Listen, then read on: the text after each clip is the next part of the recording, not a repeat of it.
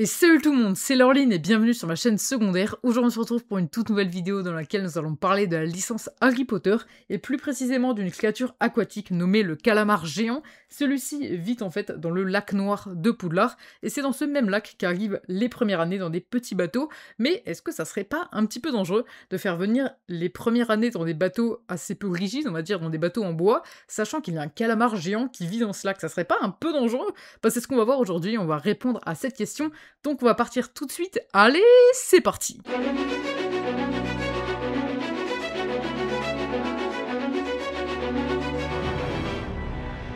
Bon, avant de commencer, il est possible que vous ne connaissiez pas le calamar géant, puisque c'est une créature qu'on a vue dans aucun film Harry Potter. C'est une créature dont on peut entendre parler pour le coup dans les films Harry Potter, mais on ne le voit jamais. Alors que pour le coup, on le voit quand même, déjà on en entend parler, on le voit plutôt dans les livres, mais également dans le jeu Lego Harry Potter, ou dans les jeux Lego Harry Potter plutôt.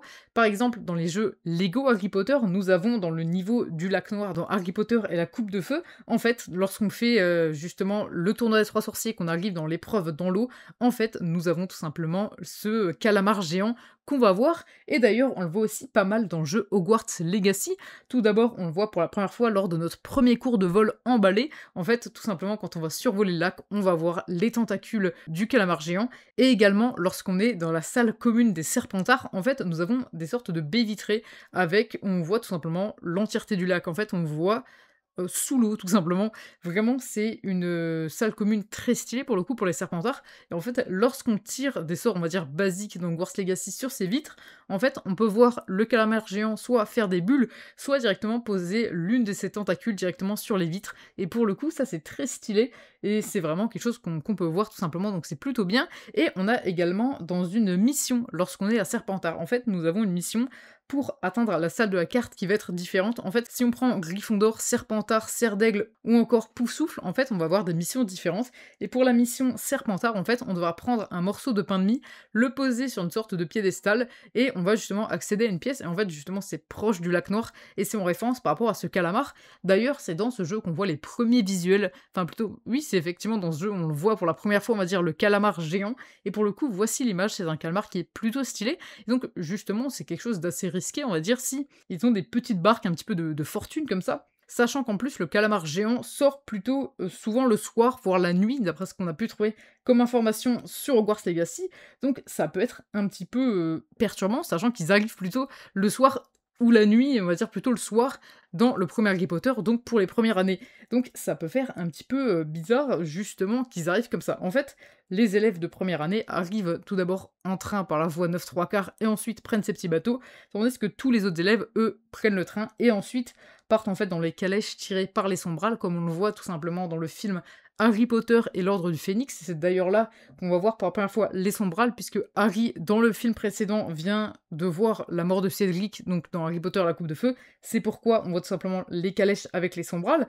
Mais donc, pour les premières années, ça paraît quand même assez dangereux de venir avec des petits bateaux et arriver sur le lac Noir, sachant qu'on est plus ou moins dans une période, on va dire, vers le soir, sachant que c'est une période dans laquelle sort tout simplement ce calamar géant. Donc ça peut paraître un petit peu dangereux, mais en fait, pas du tout. Et on l'apprend grâce au jeu Hogwarts Legacy, où nous avons tout simplement une description de ce lac noir que je vais tout de suite vous lire. Le lac Noir, ou Grand Lac, mais le directeur actuel n'affectionne pas ce nom, est une étendue d'eau douce située au sud du château.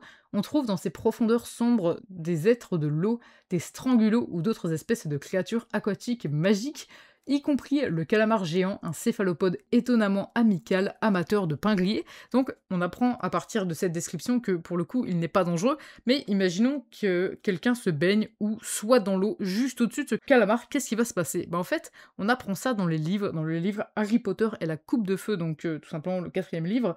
Donc justement, j'ai trouvé ça d'après le site Fandom Wiki Harry Potter, puisque j'ai pas encore lu le livre, et donc pour le coup, pendant l'année 1994-1995, donc Harry Potter la coupe de feu, Dennis Creevey tombe tout simplement dans l'eau, il tombe de ce petit bateau qui l'amène normalement à Poudlard, et ben il en tombe tout simplement, et à ce moment-là, une tentacule va le rattraper et le remettre dans son petit bateau, et d'après son frère qui est plus âgé, ça serait tout simplement le calamar géant qui l'aurait aidé.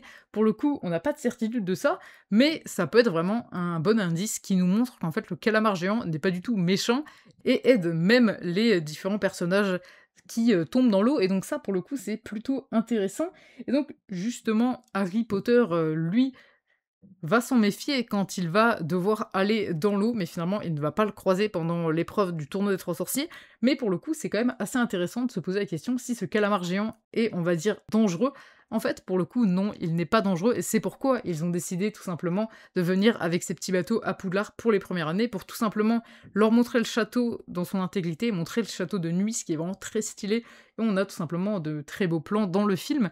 Pour le coup, donc, ce calamar géant, en définitive, il n'est pas du tout dangereux, il est même sympathique avec les élèves, ce qui est un petit peu étonnant, mais ce qui est plutôt sympa, on va dire, que celui-ci réagit pas mal au pain grillé, donc si, par exemple, des élèves lui en donnent, bah, il va être plutôt, on va dire, gentil, même si on ne lui en donne pas forcément. Et donc, pour le coup, c'est vraiment intéressant de s'intéresser un petit peu à cet univers de Harry Potter, qui est quand même assez complet, on va dire. Et pour le coup, le jeu Hogwarts Legacy nous aide quand même pas mal à comprendre un petit peu plus cette créature. Donc, n'hésitez pas, si cette vidéo vous a plu, à la liker, ainsi qu'à vous abonner en activant la cloche, c'est vraiment super important. Donc, on se retrouvera mercredi prochain à 14 h pour une toute nouvelle vidéo. Allez, salut!